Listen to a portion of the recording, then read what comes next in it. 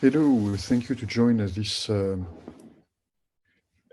new edition of the weekly update for the YakRover. So I'm Eric, and I will be talking about what I've been doing with the build called ABO Flex Wanderer. Can everyone see the slides? Yep. Yes, thank you. So I will go straight into where I stopped the last time I presented, which was last November. Okay, so now in November I showed that graph, which is basically the architecture of what I'm trying to build. Okay, and so the idea is to start basically with the sensors. Okay, so the hardware sensors that are available in the build I have, and sensors actually includes also motors, because motors are kind of sensors. Okay, and so after that, everything. What I'm trying to do is everything is basically in software. Okay, is to digitize the what is in the sensor and to get raw data points, bits, okay? And based on that, build the, let's say, the intelligence of the rover so that it can complete its missions, okay? And so back in November, I was saying that my next step, so that I would present today, would be on the part at the bottom called abduction reasoning. Okay? But I won't be doing that today. I have decided to focus to drill more on what I started last time, which was to extract data from sensors so that they become usable to the rover with some desired properties, especially around the flexibility and the autonomy of the rover. Okay, and so the rovers I'm talking about, so ABO is basically the spider that you can see on the left. But the approach I'm taking... Eric, I can see your screen, but your window is saying just loading. It's not saying anything more.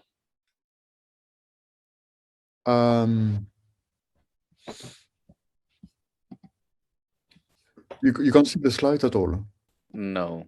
Can you just refresh the page? Yes. I will just... Well, apparently sharing dropped, apparently. The sharing feature dropped. Okay. I will try another screen. Sorry about that. Can you see it again now? Yep. Yeah, thank you.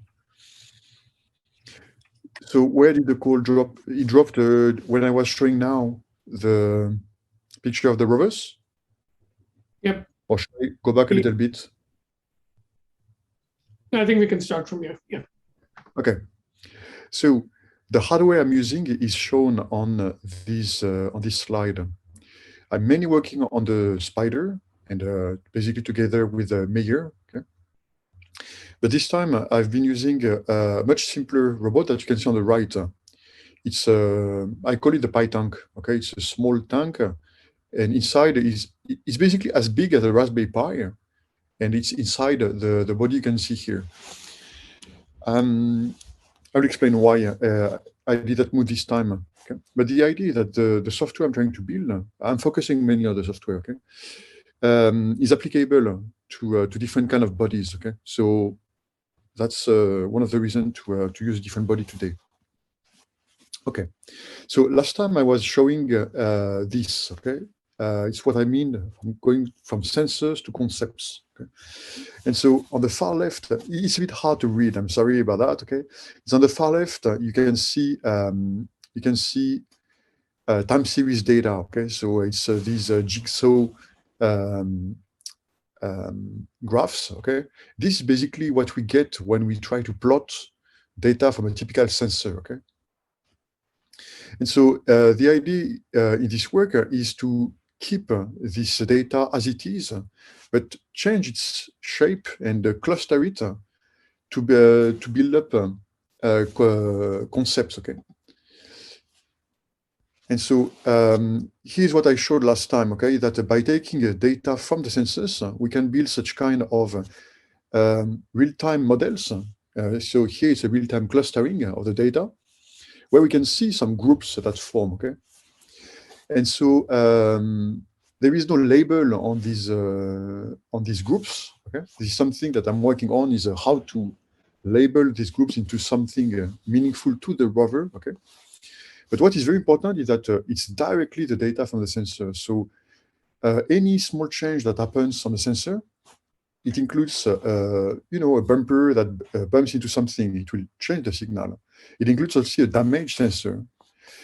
It's an opportunity for the rover to be, in a way, aware of what's happening directly from the sensors. Okay.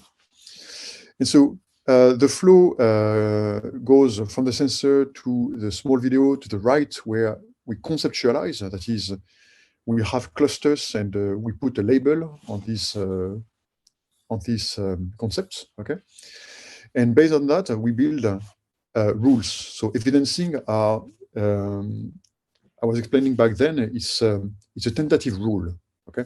For example, if we have a leg and a rock, the rule will say, yeah, we'll blocked and maybe damaged, okay? It's not a rule for sure, it's a tentative rule. And this is where the next step comes into play, that over time, tentative rules, so evidencing, they will accumulate. Okay, so the frequency of comes into play. So a tentative rule that comes often will become a rule. Okay, because it's we have more and more evidences that this rule is here to stick, and so means something to the rover again. Okay. And so once we have rules that become stable, then we can start planning. Okay, so this is when we get back to standard robotics, where a lot of the work done is about planning. Okay, with the symbols. Here, the point is that we reach this point where the rover builds its own symbols, basically, on which it can reason. And so once we have a plan and a goal that we give to the rover, okay, we take some commands. Okay? So then we are back to the sensors, but here the actuator subset of the sensors. Okay. So sorry, if you haven't seen the previous presentation, this may be too fast. Okay. But basically, I'm going to repeat with a new set of experiments that I'm going to present now. Okay. So, sorry. Okay, so here is basically the same slide where I show how, over time, in the cycle of the rover, when it gets from sensor to actuator, how the cloud of data that is piped into it from its sensors changes depending on how we present it. Okay, and so on this slide, under conceptualizing is something that was working back in November already. The others were more manual work. Okay, and so I'm making some progress on making the whole pipeline automated. So something really working. Okay, and so I'm going to present here a small demo that is not at the level I wanted to be it today. I call it the Inception demo. I will explain why this name, okay? But the hardware I'm using is a PyTank, so the one I showed on picture later. Okay, I will show the real hardware. It's next to me. I will show it a bit after. Okay, it's simpler than the Spider I'm using usually because it has much fewer motors and sensors. Okay. But also, I bought it much later, and it's much more powerful. So it's also much more convenient. You will understand why with the demo. But also, it's I have been working on the Spider for a year now, and I wanted just to spend some time with something with a different body, different hardware, basically. Okay. So. Over the past year, I was talking about a conceptual operating system that is called BOSS, which you can see across different discussions we have. And this demo is in line with that, okay? So it's it may still be abstract and with difficult points to understand now. But I hope we can clarify that during discussions, okay? But basically, what you're going to see is actually what I think should be part of an operating system for rovers, okay? And so here comes the name, why it's called Inception. So this is direct link to the movie of the same name, Inception, okay, where we have, so sorry, I saw it a long time ago, I don't remember very well, but there are some people going the head of other people to find information, basically, okay? And this is conceptually what is happening here, okay? Where what I'm trying to create is an automatic loop that goes from the rover sensor to the rover actuator, you know, where we go from raw data to clusters, to concepts, and then to plans. And in plans, this is where we are in standard robotics. Okay, so I'm going to switch to the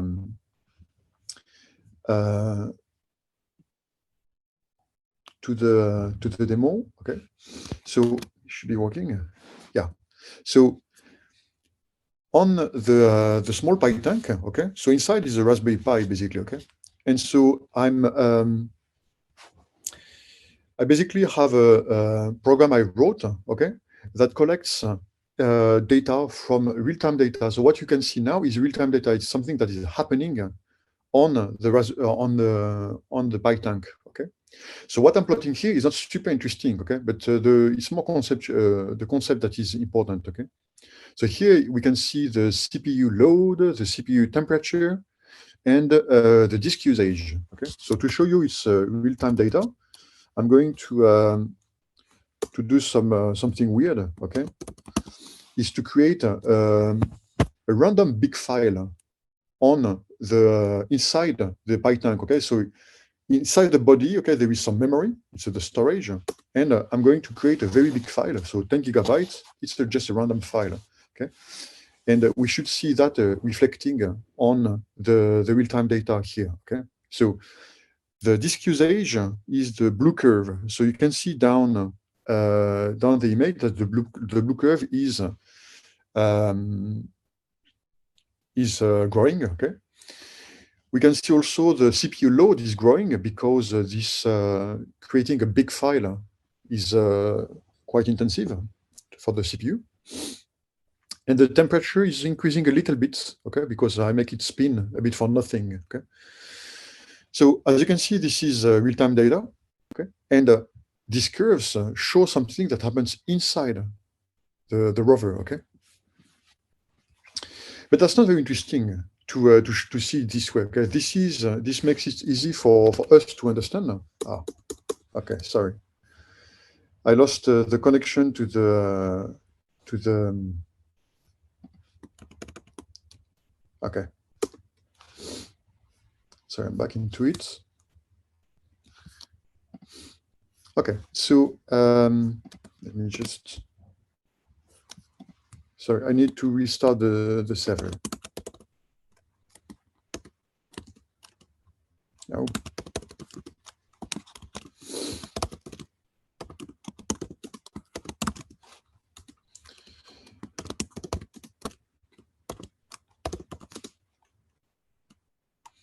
All right, okay. So maybe I was demanding a bit too much to the poor little machine. Anyway, here there is this large file which is 736 megabyte. Okay, and so we see the blue curve. Okay, and if I remove this file now, okay, now we can see the drop here. Okay, the drop has been noticed. Okay, so you see we have data that streams, and that gives an opportunity if we have a program exploiting this data. Okay, so in the graph I was presenting earlier, sorry, what I'm showing you now is a sensor data that is here at conceptualizing. Okay, so we have raw data. Okay, that is shown here. Okay, And so if I have a program using that, that is something that goes the evidencing, ruling, and tetrisizing, okay, which is planning. It's a step toward this, okay. But that's not very interesting to show it this way, okay? Because here I'm just showing 3 curves, okay? 3 signals. And inside my tank, I have much more, okay? The problem is that when we, much more means more dimensions. And it can be hard to visualize, okay? So that's why I chose 3, okay? But now I'm going to show you the same data, but in a very different way, okay? So can you see what's happening now?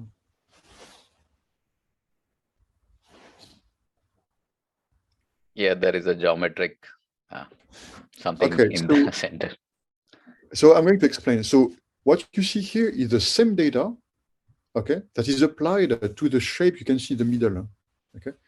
So, and this is where I'm not super happy with the results. I will explain why, okay? Because this shape is actually changing, okay? We can't see very much, but let me try again now with the large file, because this should show some more significant change, okay? So what you can see here is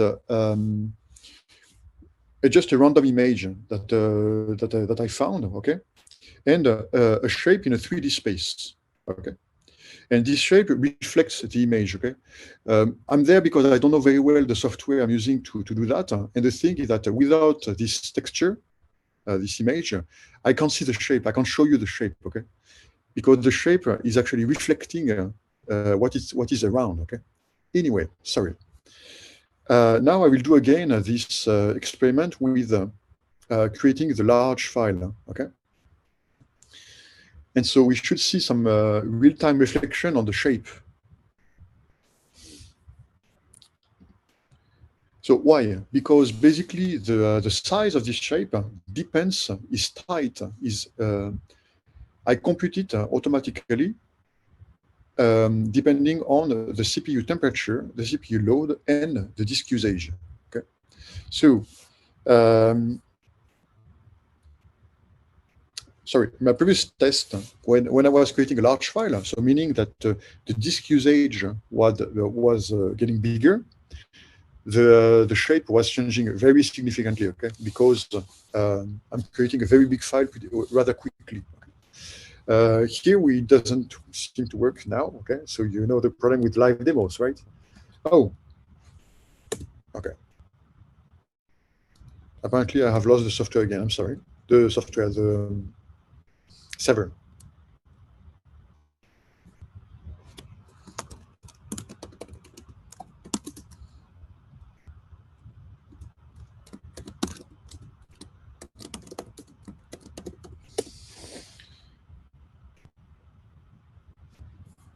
So, sorry, I'm not really cheating here. I had to restart the server, okay? I'm going to reload the page. So the shape is likely to change, okay? My prediction changes because now I'm using much more space on the memory, okay?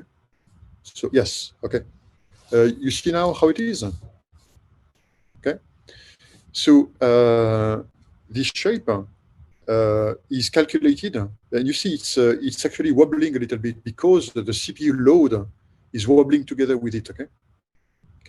So the shape properties, so its size, its scale around the 3 axis X, Y, Z. You see it's changing significantly. Okay. Depends on is coupled directly to the physical state of the rover. Okay. And you see now, if we use things like deep learning, when we can take an image and do some recognition about whether it's a cat, whether it's big, whether it's small, and so on, we have an internal state, okay? This is the Inception part, an internal state on which we can reason, okay? Because if we see that the shape is getting bigger, it's because my memory, my storage is getting full. Okay, so what should I do based on that? Okay. And so I use a 3D space to represent that so that we can think about it. But the thing is that from the point of view of the rover, there are many more dimensions, okay? And the thing is that there are a lot of things we can do based on that. In particular, what we can do is that once we get data over time, patterns appear, okay? A pattern of typically of what is the normal condition of the rover, okay? For example, what is a rover that is stopped, okay? It stops and it's at rest, okay? It has some shape of the data, okay? And so that shape of the data coming over time, okay, becomes a pattern, and that pattern becomes a rule, and on that rule we can start to reason. And reasoning is a big word, okay? In robotics, it's planning, okay? So I'm going to go back to the presentation, but it's basically all of it. Huh? Okay, so I wanted to show more than that today, but I didn't have time to complete. The thing is that here is a demo of what I presented last time, okay? But with the real software and on a real rover. Okay. So just to finish, I wanted to show you how the rover looks like, okay? Because it's very simple, okay? So it's a how to say, everything is 3D, not 3D, it's how it's called. It's a kind of plastic, sorry, the name doesn't come back, okay? And everything is laser cut, and we assemble it completely, okay? They are very standard small servos, okay, cheap servos and so on. Okay? The whole thing cost $100, okay? In fact, the Raspberry Pi is more expensive. And inside, we can see there is a Raspberry Pi, okay? And so the thing is basically as big as the Raspberry Pi. Okay? There are two small motors. The motors are the same as what Rhett showed us last week, okay? The one he used with his Lego. Not the Lego, the constructs, okay?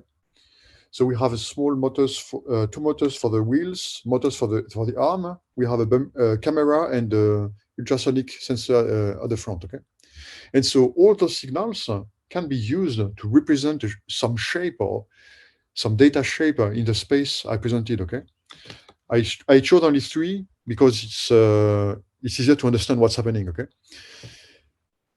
But the thing that, deep learning is very good at high dimensional data, okay? And this is where the deep learning comes into place in the framework I've been talking about so far, okay? So at the end of my presentation, would you have any question or things you would like to see again in what I've shown today? I have some. I was not there in the this sensor conceptualizing evidence like a talk you gave last time. So I'm like curious, how is this different from reinforcement learning? What we are doing, trial. So it's pretty much unrelated because here I'm just representing data. Here there is no learning at all at this point. Okay. Okay. Okay. Here I'm representing data. Okay. Can you walk us through that slide again? Because I think I understand where Anuraj is coming from, because a complicated slide with 8 different pictures seems to have learning concept building in it. So maybe if you walk us through the slide again, in more detail, yes. Explain how it works, and then say where you're up to and what the next step is, I think it will answer that question. Yes, this slide. Yes. Okay. So I will explain it again pretty briefly. Okay. So we start at the top left, okay, where we have these curves. Okay. So one is a photo of my oscilloscope, and the others are just signals that come from different sensors. Okay. And so typically, when we plot, when we have a sensor and we collect the data and we plot it over time, this is what we get. Okay. Okay. So we take that as input. Okay. And here, what I show is I jump into conceptualizing. Okay.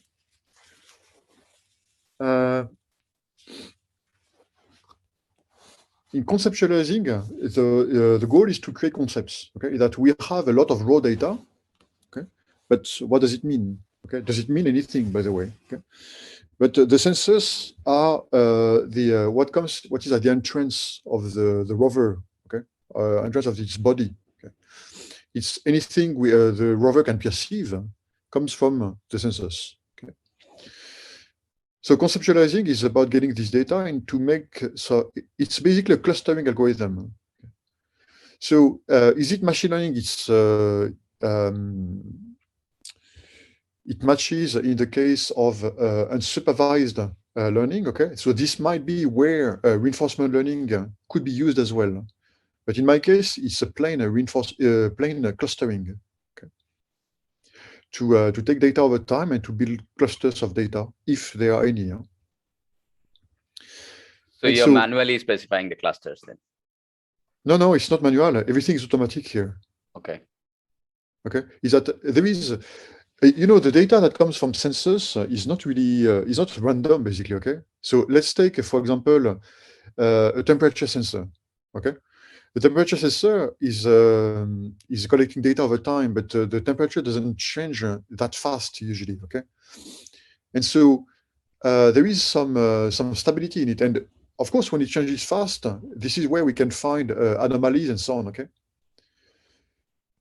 And also this the temperature signal, okay, it's a curve that has a maximum and a minimum, that has an average, that has statistics basically, okay.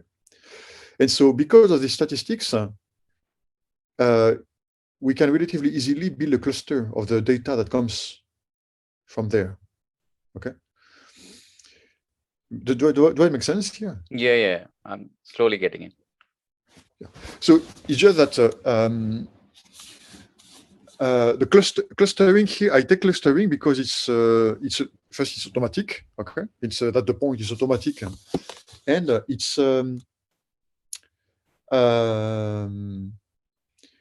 using the raw data directly. Okay, so it's based on the statistics of the raw data. Okay, but it's possible to take reinforcement learning. I did not look into that at all. Okay. It's also possible to take a much easier approach to take directly the mean of the mean, the max, and the mean. By mean, I don't mean the minimum. The minimum, the mean, and the max, for example, and to take that for each signal, and we can build the clusters that way too. Okay. The target of conceptualizing basically is to take real-time data basically and to summarize it. Okay. And by summarizing it, we get some stable data. Okay. Stable or slowly changing data. Okay. There is some stability. Okay. There is a name for that. I don't remember how it's called. So once we have these stable data point, the set of data points, okay, the rover doesn't have any idea what these are, okay, right? I mean, we have the points here. I put a label, go to A, and this is a rock, and this is going forward, okay. But these are this is manual labeling, okay. But the thing is that they are the different clusters. They are really related to each other. Okay. So there is a relation emerging. Okay. So this is what a baby does typically. Okay. Is that well, this is how I imagine a baby is doing. Okay. Is that when a baby starts to explore its world, okay, it's basically collecting data in this image. Okay. The image is that it's collecting data, but this data has no semantics yet. Okay. But as it's collecting more and more and more, all the data is actually related to each other. Okay. And so over time, some labels emerge. Okay. And so what I'm trying to do is to build these clusters and step by step to be able to build the labels. Okay. After there is the problem of alignment with maybe the rover will come up with, oh, this is a cat, but for us it's a dog. Okay, so there is a problem of alignment for sure. Okay, but one problem at a time. Okay, but once we have labels, okay, after I move here to the step of evidencing. Okay, so evidencing. Sorry, strange word because I don't have spent much time on the terminology yet. But evidencing comes from what is called abduction reasoning. Okay, so it's about finding evidences, okay, about finding facts in the soup of data we have from the world. Okay, and so here evidencing is about creating tentative rules. Okay, so the goal is to go towards something like planning that we have in standard robotics. Okay, standard. I don't want that to sound negative. To traditional robotics. Sorry. Okay, where typically, we have in planning we have a set of symbols. Okay, so this is a rock. This is going forward. This is going backward, and so on. Okay, but they are not grounded in the body of the robot, Okay. the rover. Okay. They are grounded in they are just high-level concepts that after we manually plug into the body of the rover. Okay. Here I'm Or trying maybe to grounded in the affordances the robot could have, because the sensors are basically what sensing. It's like kind of an indication of what the affordances robot has. yes, that's it. Yeah. Okay. So there is this dimension of the work where for me there is a whole body of work that is very important, where the rover can discover its own body, basically. Okay, what it can do with his body. And if we can achieve this feature, it's pretty interesting because it makes the rover much more robust. Typically, a rover that has discovered its body knows it has two caterpillars in this case. Okay, and one caterpillar gets damaged. Okay, the rover that is aware of its body, that is able to be aware of its body, will know that. Okay, and if there is a learning component at some point, it should be able to adapt to be able to do as much as it can despite this anomaly. Okay.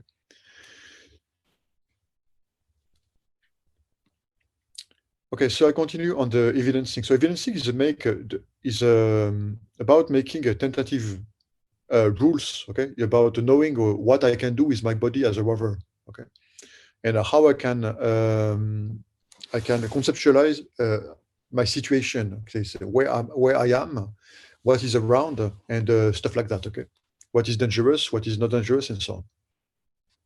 Okay, so it creates just a long list of potential rules. Okay, and it keeps track of their frequency. Okay, and so something that happens rarely, okay, is discarded as an exception or not relevant. Okay, but tentative rules that stick around, that come over and over and over. Okay, is that if I turn the motor on, it will step forward. Okay, so the rover learns by itself, turn motor on, location goes forward, basically. Okay, something like that. Okay, and so tentative rules with high frequency, tentative rules with high frequency become rules, and this is where we enter the next step, which is ruling. Okay, where we have the rover accumulates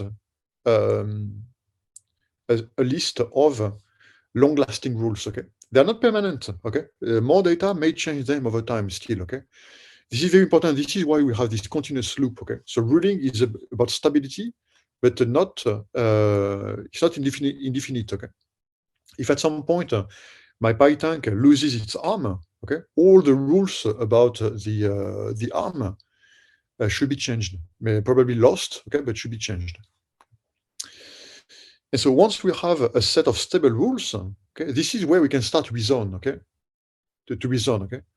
So this is the T3 sizing. Okay, T3 sizing is about planning. Okay, I just wanted a different name, but it's basically planning. Okay, planning is about we have a set of capabilities, actions we can take on the environment. Like, oh, I'd like to sense this. I'd like to to activate my motor, I'd like to activate the camera and this and stuff like that. Okay. If you have some experience with ROS, there are a lot of things to do for that inside ROS. Okay. And so basically here is that we have rules that are available. It's our API. Okay. This is what ROS provides us and how we want to use ROS, how we want to use the rules to do something in the environment. So this is the last step. Okay. It's to send a command to the environment. Okay.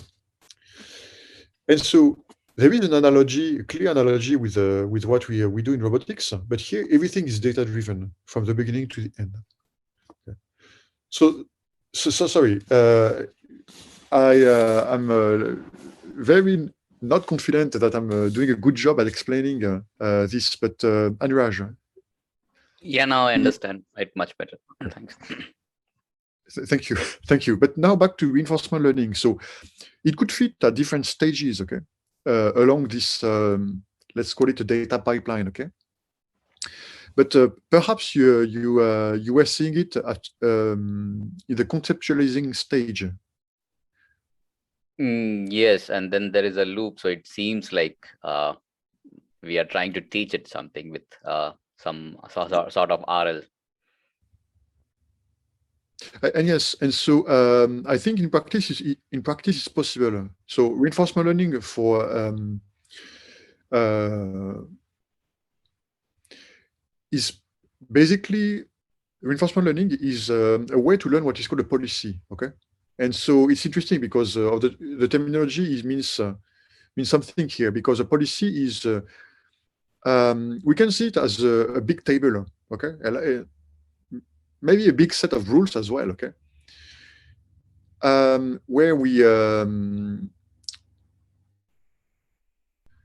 so the terminology is very close, okay? In the sense that we, in reinforcement learning, we have an environment, okay? And we have a policy. And we take data from an environment, we use the policy to decide what action that we apply to the environment, and we loop, okay? So in that sense, yes, reinforcement learning could do the whole thing, actually. Okay. But what? Sorry, I think I talked about reinforcement learning, but it was 6 months ago. So a presentation in August, okay? And it doesn't come back. Why?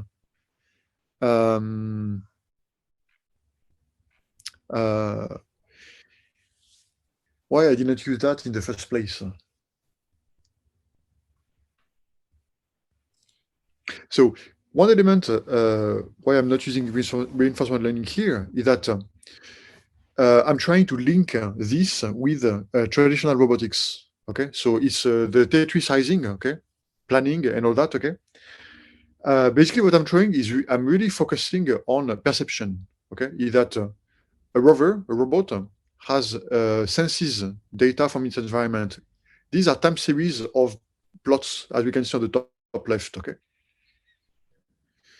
And so the thing that reinforcement learning works a lot on discrete spaces, okay? Is that there is continuous versions as well, okay? But it's more like if you take famous reinforcement learning technology these days, okay, like AlphaGo and so on, okay? They work on a discrete space, okay, where you have, so for example, a grid, okay? And on this grid you have coordinates, okay? And so where do I act, okay? If we take the Atari, what was the name of this deep something that was working on the Atari video game, okay? Basically the input, so the environment that the reinforcement learning algorithm uses is the screen, okay? It's an image from the video game, okay? A number of frames of the video game. This is also discrete, okay? Because we have it's a grid that is, I don't know, maybe 100 pixel by 100 pixel. Okay, the image is there are not so many pixels. Okay, it's old games. Okay, and each pixel has just maybe 16 colors, something like that. Okay, and so it's still very discrete. Okay, so there are continuous versions of reinforcement learning. I don't know them very much. Okay, but the thing here. So one of the reasons why I'm not using that, okay, is because here I'd like to work directly on the raw data, Okay, and so these are continuous signals. Okay, they're actually physical signals. They are digitized. Okay, so we could put them. We could discretize this data. It's actually discretized. It's quantized. Sorry. Okay. But what I'm trying to do here is much more what we had in cybernetics in the 50s. Okay, is that we suppose we have a continuous signal, and we'd like to take into account of all of it. Okay, and so with the theorems from information theory on data sampling. Okay, if we have a high enough frequency, okay, Nyquist theorem and so on, we get close to that. Okay, so. Last time I used reinforcement learning, it was working on robot arm, okay, where I wanted to control it with continuous data, okay, and this is where that's the last time I faced an issue with the continuous signals with reinforcement learning, okay. And so what I tried is to make a discrete approach, okay, and it was working not at all as I was expecting, okay. There is a lot of work around there, okay? So that may be one of the reasons implicitly why I didn't use reinforcement learning here, okay? But there is this will to basically work on perception where getting raw data and trying to make, to automatically generate the symbols that can be used for planning. And after planning through ROS and stuff like that, okay? So it's more like, when we build a robot and we assume that we're going to use ROS, what we take is that we take, for example, a Raspberry Pi and some sensors, and we install ROS, okay? And after we have to do all the wiring on our own, basically, okay? We have to say, oh, okay, you get this on this pin from the Raspberry Pi, okay? We have to do all that manually, okay? And if it changes for some reason, the thing will collapse, basically. Here, basically, we let the data speak and configure the software as it to work as we would like it to work, basically, okay? And what I hope is that we can just keep the high level, so the planning part, for the programmer, basically. The rest of the wiring is done by the data. So I think I'm interpreting what you're saying a little differently here. I think this diagram is a little misleading because there's actually two loops going on here. There's an inner loop where there's basically no comparison between a state and some sort of like either a reward function or a performance function. So there's to have reinforcement learning, you have to be wrong or right and reinforce the right and not reinforce the wrong, right? So for reinforcement learning, you need that connection of a representation of reality to some notion of performance.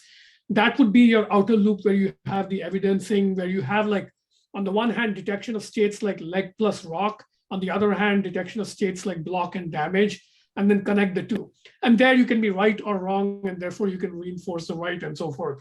But your inner loop seems to me like there's not so much notions of right and wrong, it's simply representation. Like literally the example you showed us is you can represent the state of the robot as like an icosahedron in some imagined space, right? So what you want to do, I think, is the first problem you're solving is compact representation. So it's kind of like a, I don't know, more creative or intuitive way of doing something like principal component analysis or something like that. And it's like doing representation, and that's neither right or wrong. And then you can do reinforcement learning on the outer loop. And there it's like the efficiency of the representation may affect the efficiency of the learning, but the two are basically distinct. And yes, you can combine them in controls. There's like a similar distinction between indirect and direct adaptive control. So in indirect adaptive control, you first create a representation of the state of the system and then do adaptive control on that represented state. Whereas in direct adaptive control, you skip the representation step and you go straight from sensors to actuators and learn the whole loop at once. So I think you're doing basically the machine learning equivalent of indirect adaptive control, where you're building a representation. That step has no true or false aspect to it. But then when you connect it to reality again, that step can be true or false, and therefore you can do reinforcement. Thank you. Yes, that's very good point. Thank you for making it explicit. Okay, there is no notion of true or good or bad, basically. Okay, it's about having the rover build its own representation of what it senses, basically. Okay, and to use that as a fabric to build on top. Okay, to build on top of whatever logic we would like. Okay, and so I think that's a much better answer to Anura's question why there is no enforcement learning inside here. Okay. One comment though is that this there is a word that comes to mind often when I work on that is the word of it's a percolation. Okay, because I don't know how to represent that in a more efficient way. Okay, because it's a busy graph and it's pretty dirty. Okay. But one way to think about this, okay, is speculation in the sense that we have raw data from the census that percolate, okay, to a higher state, okay, inside the rover, okay, and the highest we have in mind is to have a set of symbols on which we can write programs, basically, okay. So it's how to transform sets of 0 and 1, no, not 0 and 1s, but data we get from the census into symbols to write programs. Okay, but thank you, Anuraj. I guess maybe it's a much better answer than mine. Shorter and more to the point. Yeah. Thank you.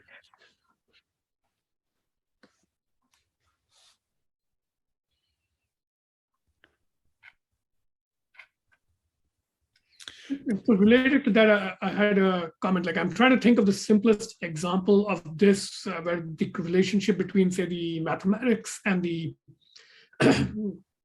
model is clear. Like, say, take your tank robot, right? And suppose you have one state where you lock the left thread and only use the right thread, and then you have another state where both threads are free. Now, in that case, it has higher dimensions, right? And if you represent the system model and try to do something like, I don't know, singular value decomposition or principal component analysis on the data being generated, something like that, you would see, I think, different clusters emerging. And is that what you're doing, by the way? Your clusters, are they principal components or something? Like mathematically, what's the mechanism there? Yes, I'm using another technique, but it's related. Okay, PCA is basically to analyze the variance of the data. Okay, and to normalize that. Okay, it's very similar.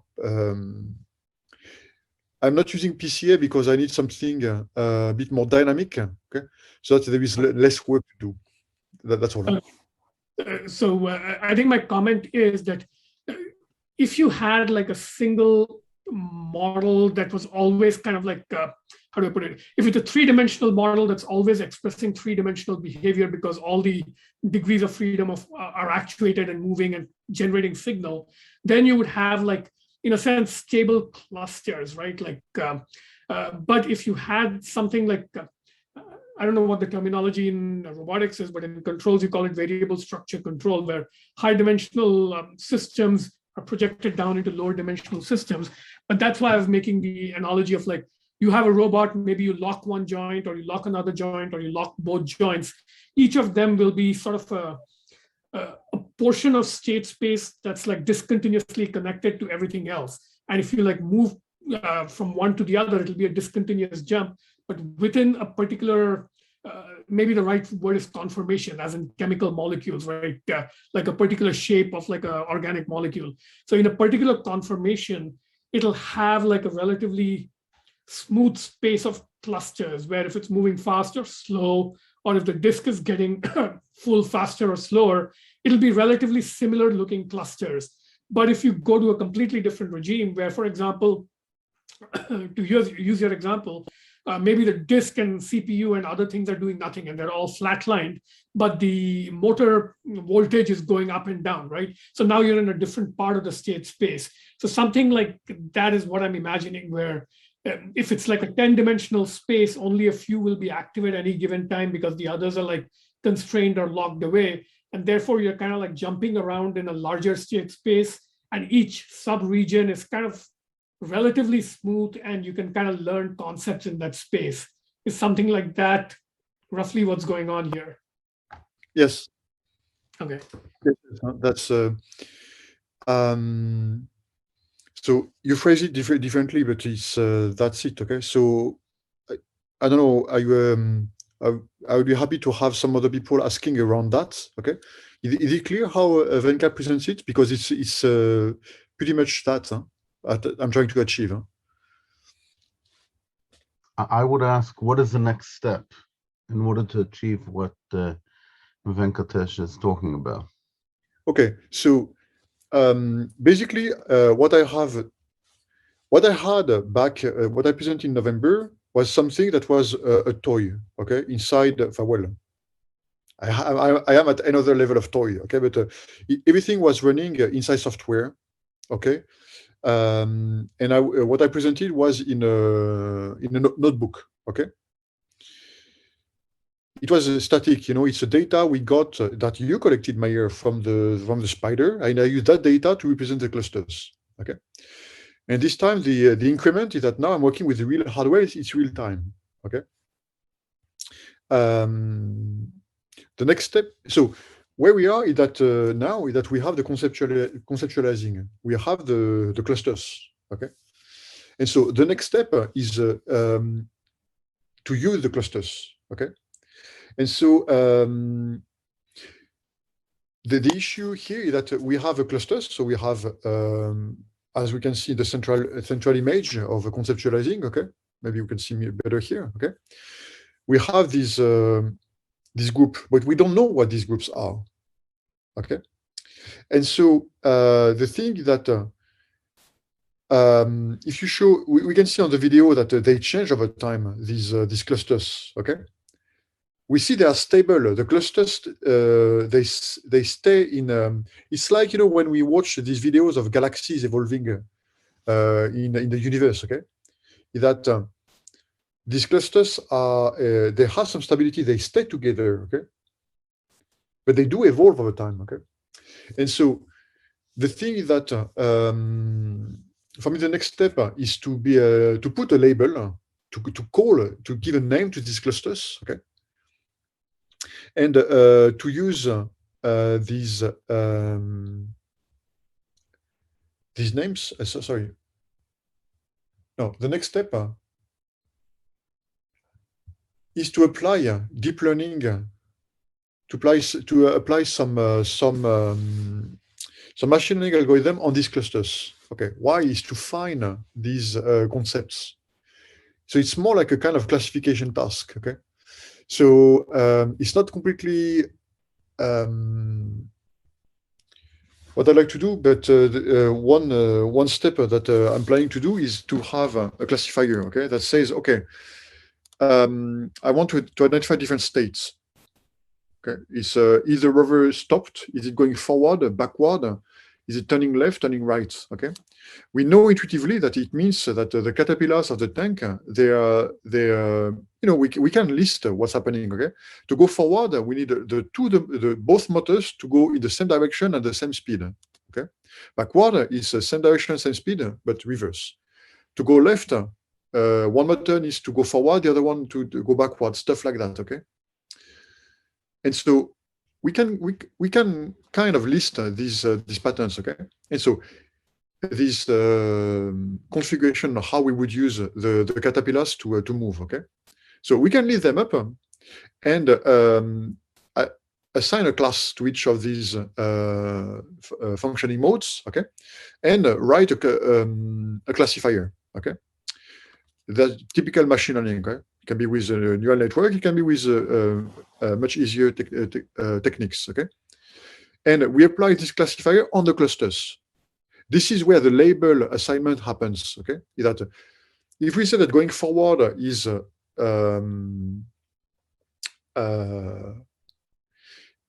to have the two caterpillar motors in the same direction at the same time, okay? Then we want to find which cluster in the set of clusters we have represent that, okay? Or represent that the closest as possible, okay? And so that's for me the immediate next step, okay, is to use this classifier to assign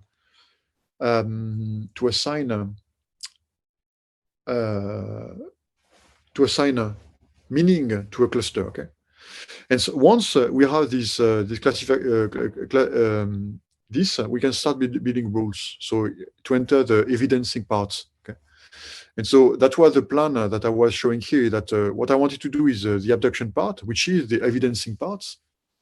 And that's one of the reasons why I postponed it, okay, is to be a bit thicker on the conceptualizing part, because there are stuff missing. Sorry, Mayor. Long answer. As you say, I'm prepared. Yeah, but now you can shorten it. What is the very next thing you're going to be doing? The classifier. So classifier is it's again a data-driven component, okay, that will take as input the clusters, and as output it will give a class, a label, basically, okay, to say, okay, this cluster it means going forward, this cluster means going backward. Trying to understand where the means come from. Means? The assignment of meaning. That's what I'm trying to understand. Oh, here I'm taking a shortcut, okay, because I write the classifier. I will define. You will define what, let's say, is a concept called moving forward? Yes. So the thing that I don't have answers to all my own questions, I'm sorry, okay, but the point here is to give the semantics. Semantics is a complicated word to say. We want to give meaning to something, okay? We have a set of points in this space, okay? What do they mean, okay? What do they represent, basically? Okay. And so for the rover, something I'd like to know is, okay, I like to be able to have an API that say, okay, go forward, okay? Like we have in ROS and so on, okay? So go forward to some position. Okay. How do I link that to the cluster, basically, okay? And so how I'm going to do that, I want a data-driven approach. So as input, I have the points, and as output, I'd like to have my another data point that I will call forward. Okay.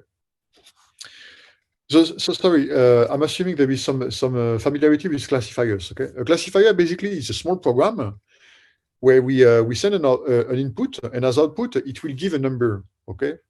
Let's say we have 10 classes, okay?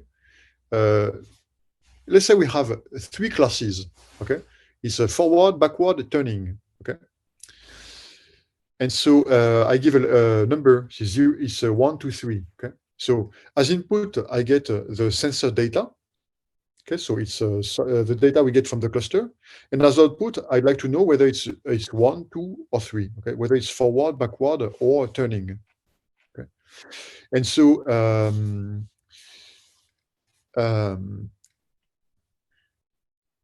a classifier can be written in many ways, okay? But very powerful ways today are to use machine learning, okay? Where it's basically done automatically, okay? And so here Let me make sure I understand. When you say the goal is to go from like patterns of sensor data to basically an output of 1, 2, or 3, you're assuming the boundary conditions of the input will actually be something like either go forward, which would be a semantic command, and then it'll try something to go forward. Or if you're going one level more detailed, it would be more like turn motor A and motor B on simultaneously for 1 second. In that case, you're giving it the plan, as opposed to the first case, you're like telling it go forward, and then it's thrashing around. And if it happens to go forward, you say that's correct and that's the right answer. So which is the way you're doing? Is it learning what it means to satisfy the command go forward, or is it learning what it means to correctly execute turn motor A and B on for 1 second? So which is it learning? Yeah, so thank you. So an apology to everyone, because I'm very bad at explaining today, extremely bad. Okay, but so the question for Maya was, what is my next step? Okay, so my next step is to take the tank, to say it go forward, and to record this data. That will create a cluster of data. Okay, and I know it means forward. Okay, and I want to record and to have the classifier record that this piece of data will mean forward. Okay, and after I will do another one where it will go backward. It will create a set of data, and I will make the classifier record that data as backward. Okay, so that's my next step. Okay, is to make some progress, but that's not the goal. Another clarifying question. So you're telling it go forward, and you know it means go forward because it's like motor A, motor B on, or something like that, where you know it's actually doing that. But are you also checking on the output end, where maybe if there's a misfiring in the motors and actually the wires are wired on backwards, and when you tell it and even give it instructions to go forward, it actually goes backwards? Is there an error correction loop where it says, hey, you were told to do what should classify as output 1, but what actually happened was output 2, and therefore something is wrong? So is that loop there, or are you assuming correct wiring and so forth, where the data is assumed to represent correct execution? So here I'm assuming correct functioning, in the sense that I'm operating the rover. Okay, I have my remote control basically saying go forward. Okay, so if I see that, if I observe it, it's actually going backward, then I will think, okay, my assumption that the wiring is correct is wrong. So I will have to operate. Okay, so basically my next step is a far cry compared to what I'm talking about, basically. Okay, in the sense that I'm assuming that my rover is working correctly, and I'm just recording data that represents what I think it represents. Okay, say I'm making it going forward. Okay, and recording the data, and I take that data to build the clusters, to build to align with the classifier, so that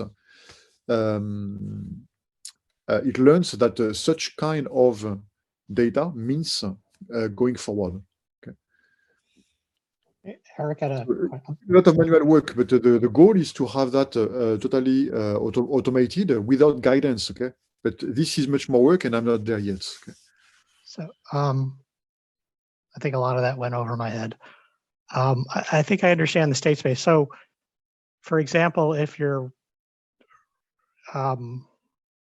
you'd have a state space where it's moving forward. Let's say your rover was stuck on ice and spinning its wheels. Yep.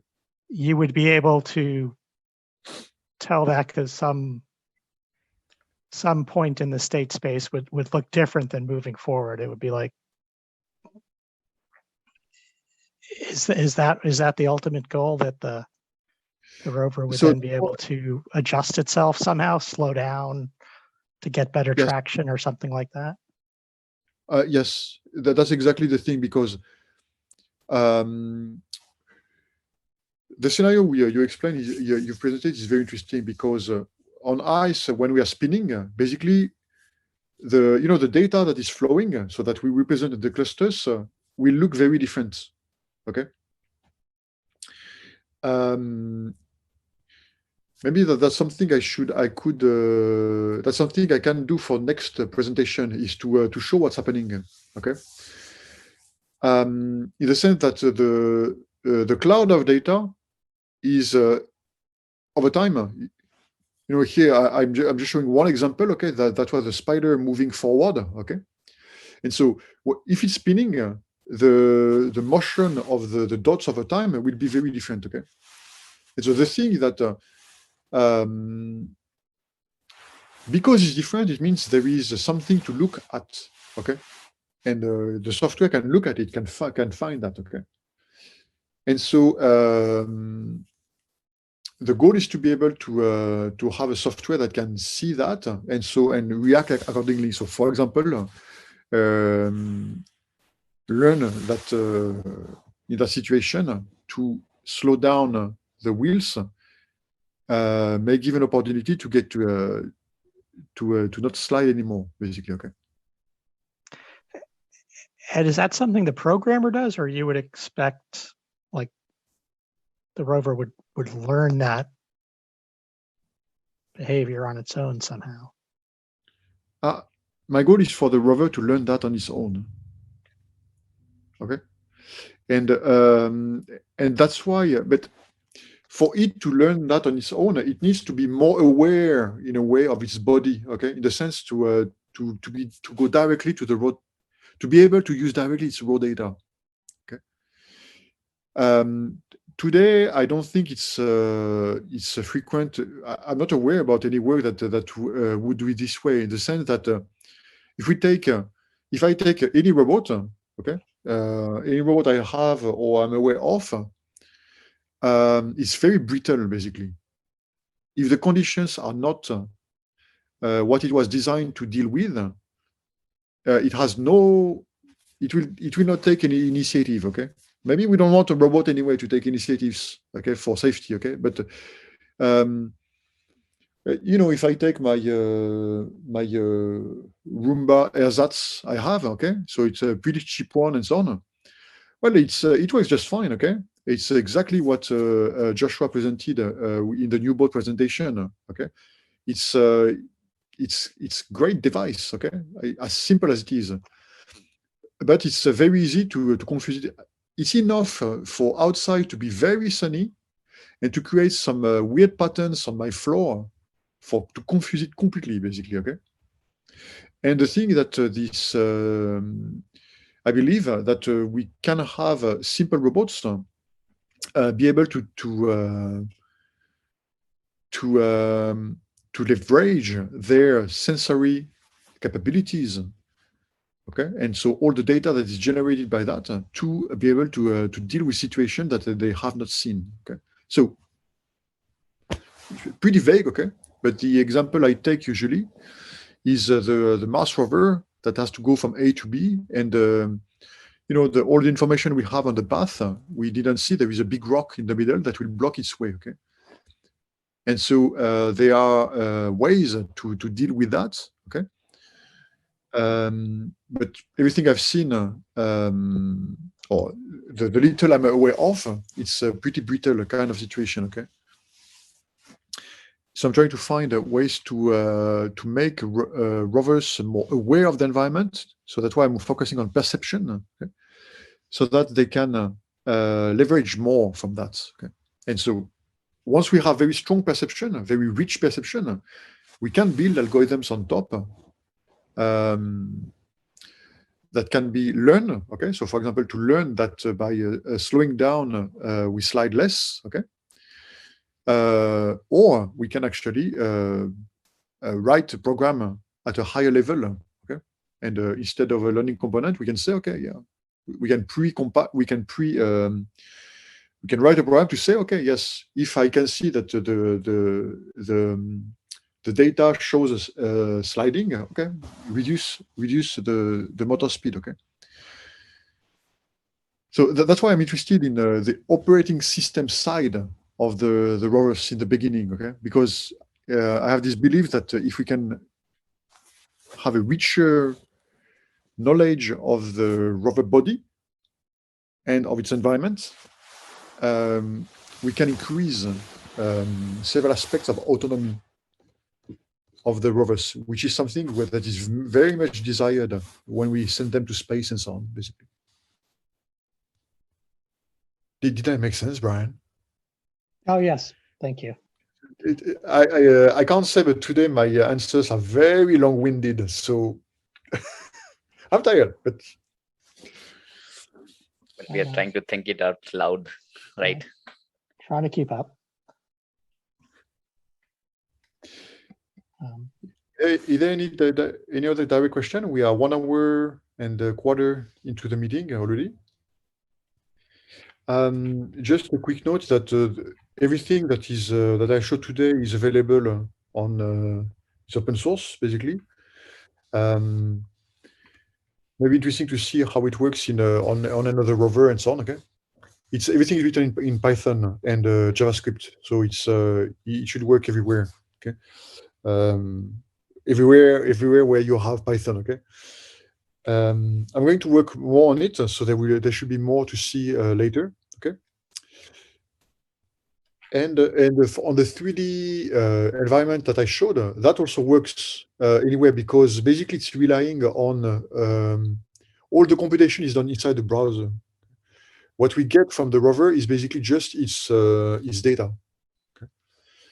So its data, yes, that's the point. Okay, is that we get the data, and after everything is represented into the browser for visualization and further analysis. Okay, that's where I got it for now. Okay. But the point is that it should be usable, okay, which is one of the points that the software works on the Python, but it works on the Spider as well, okay, where we have a pretty different kind of visualization.